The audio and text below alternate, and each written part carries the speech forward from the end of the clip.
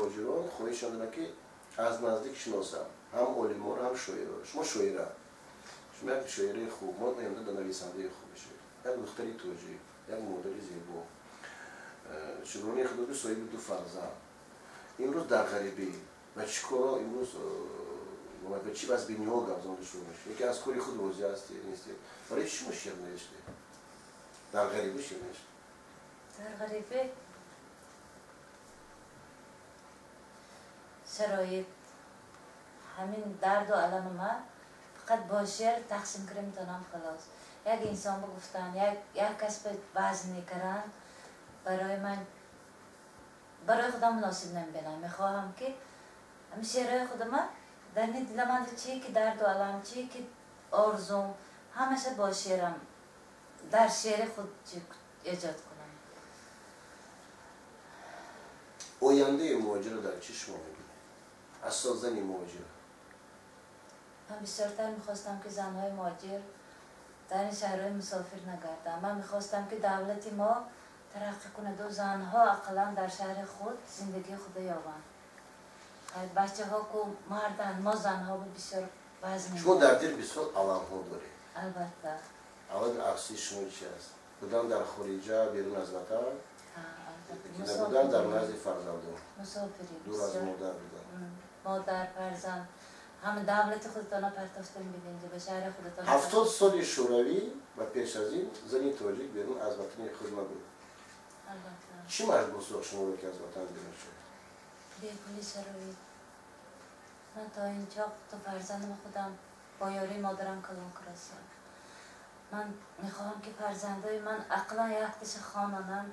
من با این یا فرزند کلانیم با این مهاجرین کار نکند، مردی کاری نکند. چی که پدری فرزنده برو بوده رفت؟ این تقدیرات خود الهی. من بیم عیب دار نمیکنم، من شوهرم عیب دار نمیکنم. خداوند چقدر تقدیر. شما دست به قلم زدید. شما دست به قلم زدید و در آینده چی نوشته هستید؟ من خواندم بسیار سخنان نسبت مادر است، نسبت زمین است، نسبت تاجیکستان است، نسبت پدر نوشته، نسبت غریبی نوشته. من میخواهم اول فرزندام جابجا کنم، بعد یک کتاب شعری ایجاد کنم، بعد 3-4 کتاب حیاتی تا برای تاجیکستان، برای شهرم یک کتاب ایجاد کنم، برای حیات خودم یک کتاب ایجاد کنم. این آرزوهای من. در فکر شما مهاجران تاجیک، زنها، جوانان تاجیک در شرایط وضعی در روسیه؟ البته. شما از نزدیک؟ البته. با زنان صحبت شدید با مادرانی که در روسیه هستند؟ اونا هم خواهش برگشتن به وطن دارن؟ خیلی خیلی هر کی هر خیر. انسانایی که هیان که بشه اینجا به عدد کرگیان، انسانایی که هیان که باند از برگشتنم نمیخوام، لیکن برای من وطن خودم عزیزتر است. شما از صاحبان این وطن چی آرزو دارید؟ چی پیشنهاد میکنید؟ من پیشنهاد میکنم که اقلا برای زنها شرایط های تاجیکستان رو نقص کنم که اقلا زنهای تاجیک و خودشان شرف خودشان در روسیه پس نزنم. خطا نکنن شما یک دوزنده خوب هستید؟ البته. این روزا به دوزندگی کنید. در وطن کیا موندن؟ در وطن مادرم، فرزندم، خواهران، دادرم، همه در وطنم. بزرگوی شما که جایتون هستند؟ شهریستان. یک منظره زیباترین. البته. اسپره جای زیبا، بینهایت زیبا. بسیار میخواستم که شعرهای خودم در شهر خودم. شما با سری بسته روی مال در روسیه میگردید و شما از طرف کارمندان پلیس روسیه زرباز نمیشه؟ نه. شکر خدا ولی یگان پلیسیا برای رامال من چی نکریم. یگان پلیسیا من همون قد 2 سال 3 سال میگردم یگان کس من چی نکرد. که سفر به وطن خداوند تای نصیب کنه. برای مهاجران تاجیک برای شماره ایجاد داریم که از روزنامه‌های رواج تاجیکستان از سایت‌های نزدیک جنبش مهاجران ما میتونید یک شعری نوشته خود رو از از زبان خود شما شنوم. من همه بسیار خوشحالشم خواندم که از زبان شما اگر راضی باشه مرحمت یکی از شعرهایی که بدیهاتون نزدیک فکر کنم از همه شعر خوب برای این روزا موجنت است در غریبی است مرحمت اگر خواهشتان باشه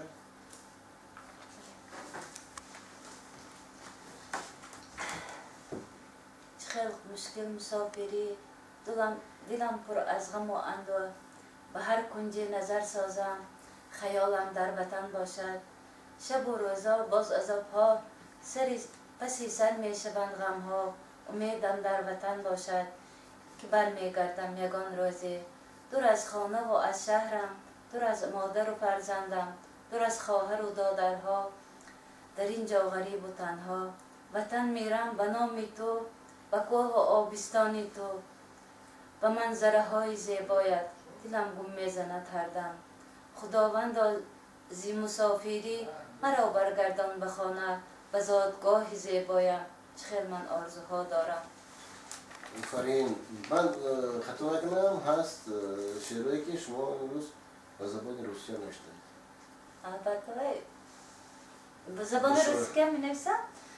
خیلی با اینجا به حاضر چینیه من دشواری هست کردن. دشوارترم. بخشیده به مادر خود و مادرانی همین این شعر برای مادرم بخشیده که میخواهم همه مادری تاجیک برای بخشنده باشد برای همه مادران تاجیک. من باوری دارم هر یک فرزند برای مادرش چنین حسیات دارد نه در دل نوشته نمیتواند. شما در مکتب اول چی بودن؟ مکتب بسیار اول چی بودم. پس از که پدرم وفات کرد من خواندن رفته نتونستم. من بسیار میخواستم چی شدم شاعر شدم. تیز به شاور شما رو دادم. پس از مردن پدرم ما 7 فرزند ماندیم. بعد بیچاره مادرم هم فرزند خودش جا به جا کرد. شرایطی چی خواندنم نبود منم. شهر کردم فرزند حیات بعضی های حیات با سر بغلدید نتونستم. در خانه خود است در خانه پدرم؟ در خانه پدر و مادرم. قطع مادرم زندگی دارم که باید فرزند. دادرم های آیله بینی های ما آیله های چی اهلیم. برادرم دادرم بسیار فرزنده من چی میکنم. ما خواهیم هم که دیگه خانه براییم و ها نمیخواهیم. مادرش موضوعی است. مادری من یک تکیهگاهی من است. من نزد مادر خودم چی حس میکنم. پناهبان من مادری من هست. چیزی من مادر من تکیهگاهی من خطیبه بودم بسیار من بهتر از دیگر چیزها.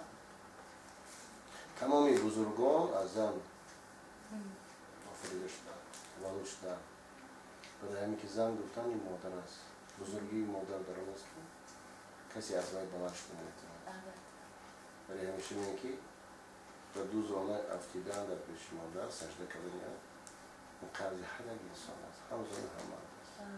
من فخر میکنم هیچ نوع سخنی خوب از زبان شما مادرتان و مادرتان هم باید فخر کنم. البته من فقط با مادر خود فخر میکنم. در این دنیا من فقط حس میکنم که دولت من خداوند من از دیگه طرف بخت ندیده باشم.